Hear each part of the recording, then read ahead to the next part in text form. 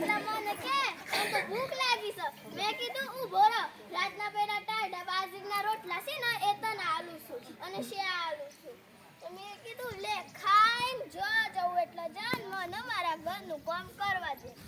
હું તો કચરો વાળતી હતી એટલા બૂમ પડી જીવી. મેં કીધું આવશું ઊભો રહો એટલે પાછી બૂમ પડી જીવી.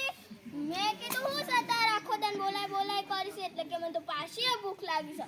તે હું તો બેઠી એના નમના બાજરીના રોટલા મોટા ટીક્યા અને તાડી કરી હતી ને એ બી ન આલી. પછી મેં કીધું ખાઈને જો જવું એટલે જા અને મને મારા ઘરનું કામ કરવા દે.